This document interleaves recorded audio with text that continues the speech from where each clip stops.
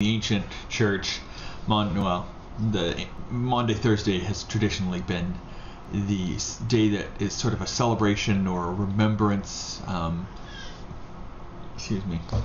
the Last Supper.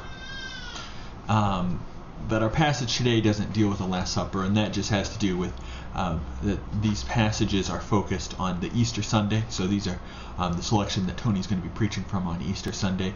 And so Holy Week is an interesting time to do this kind of a study because our options were to kind of omit some of the traditional readings or to have a lot of readings. And so that's why we're not doing today the passage that would be more associated with Maundy Thursday. But nonetheless, that is what we remember today.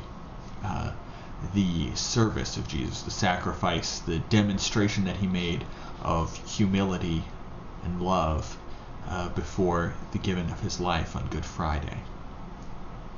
And so this passage, though, is after Maundy Thursday, is after Good Friday. The passage that we're looking at today in Mark 16, it deals with the resurrection.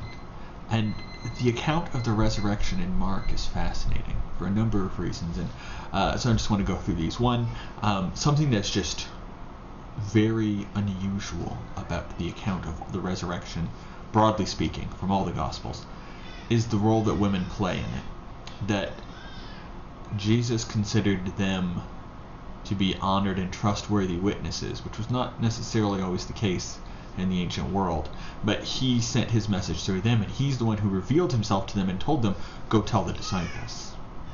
So the place of honor given to women is unique in all the accounts.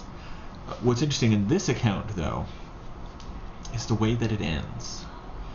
So if you were looking in your text, or you've already read this passage, you've probably seen that there's either a very lengthy footnote or there's a long section after this reading that is marked off with some kind of parentheses or brackets or something. And so what's going on here is there are three different endings that we have in different manuscripts, and I don't want to get into too much of this because I could spend a lot of time talking about ancient manuscripts and the way that the information was passed on and why our text is reliable. But all of this to say,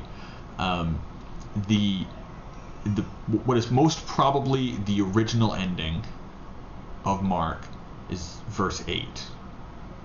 And that's why it's so strange, because the story just seems to end with these women being told to go and share the news of what happened, of what they've seen, but being so afraid that they don't tell anyone. Now, we know, obviously, that eventually they told other people, but I think that this is something that we often forget about because we are post-resurrection people. That for us, the fact that Jesus came back from the dead is just sort of a given. We just say, well, of course, that's what we celebrate. Jesus came back, he died on the cross, and he came back from the dead, and loves us and forgives of our sins. But for the first people, there was such fear, such confusion, so many dashed hopes, so many mixed emotions, that to make sense of this event was not as simple as we make it out to be. And you can see what's going on here, right? This passage starts with these three women who have decided they're going to anoint this body, and what that means is that they were essentially going to prepare it so that it would last a little longer and so that the tomb wouldn't smell terrible. And that was just common practice for the dead, but something that, because of the Sabbath, that no one had time to really do much of for Jesus' body. So they're going to go and do that. But on the way, they're having this discussion. How are we going to move the giant rock out of the way? And this points out something kind of key in the emotions that they're feeling. Something that's easy to rush over in our hurry to get past the kind of darkness of the crucifixion and onto the goodness of the resurrection. That these people had lived for a day or two, like they had been planning this, right? Their hopes had been crushed, their dreams had been shattered, they were scared, afraid, confused, lost, lonely, and hurting, and they said, we've got to do something, and here's the one thing we can do, the one little tiny, it doesn't even matter in the grand scheme of things, but it's the thing that we can do, and we're going to do it. but I don't know how we're going to do it. And you must imagine these women must have been planning this for the over the Sabbath, over the days of when they weren't allowed to work. They were talking to each other and saying, I think I'm going to go to Jesus' tomb, and I think I want to go with you. And this sharing, this bonding, let's do this. We're going to do it. And they go out there and they're walking and they've got the spices. And they're saying, but how are we going to get the rock out of the way? This isn't a carefully crafted plan, but this is nonetheless a plan.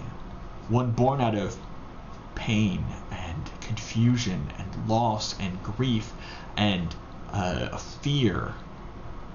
And they've got all these mixed emotions kind of boiling inside them. And they get there and they see the tomb is open. They're like, what? What happened? What do we do? I don't know. What do we... I guess we go look. And so they go look inside the tomb. And there's this person standing there. And he says, it's cool, guys. He's alive. He said that would happen. I don't know what you're looking for. But why don't you go tell the disciples about it? I mean, think about it. That's strange. That would be a really weird encounter. And so, they leave and they say, well, he's not there? Is somebody playing a trick on? What's happening? I don't know. How do we make sense of this? Dead people don't come back to life. What do we do? But who was that? That was a strange guy. What do we say to the disciples? Do we tell them, guys, we met this strange person in Jesus' tomb and he's not actually dead? And they'll say, did you see him? And we'll be like, well, no, not really, but he's not dead. Right? You see how they would feel afraid and confused. And this was good news, but it didn't make sense to them yet. They hadn't seen Jesus. They didn't really understand, how could a dead person come back to life? That's just not something that happens. And they've been living now in this reality of Jesus is dead, he's gone, the disciples are all hiding, we're all afraid for our lives, people think we're revolutionaries. Are we all going to die with him? That's what they've been feeling. And so, okay, Jesus came back from the dead, great, but what about the rest of us? We're still hiding in our houses, and what does that mean for us? And this was the reality that the early believers lived with. When I'm talking early, the day after believers. That was Peter and John and Mary Magdalene, and that was their world. And they say, how do we make sense of it? What do we do with this? How do we go on? And so, friends, all of this to say, when we are here in Holy Week, when we are there on Easter Sunday, or if you come to the Good Friday service, this is a time of year that is a lot of people gather, a lot of people are asking questions, a lot of people are sharing, and there's family, and it's fun, and it can be easy to lose what the first people experienced. It can be easy to lose what Easter meant to them. This was a radical change. And for us, this is just part of Christianity. You celebrate Easter because Jesus came back from the dead and he loves us so much. But don't lose the wonder of that. If this was a story of any other person, you would question it. If it was a story from any other religion, you would call it a myth. So take that and wrestle with it for a moment. Why do you believe this? Why do you trust it? These people believed it. They didn't know what to do with it, but we know how the story goes on. It changed their world. They gave everything for this strange, impossible truth. And the call of Jesus today is still the same. Go and tell the others, I'm alive. And it's strange, and it's impossible, but if you will really take that truth into your life, it will change you. Our Blessed Maundy.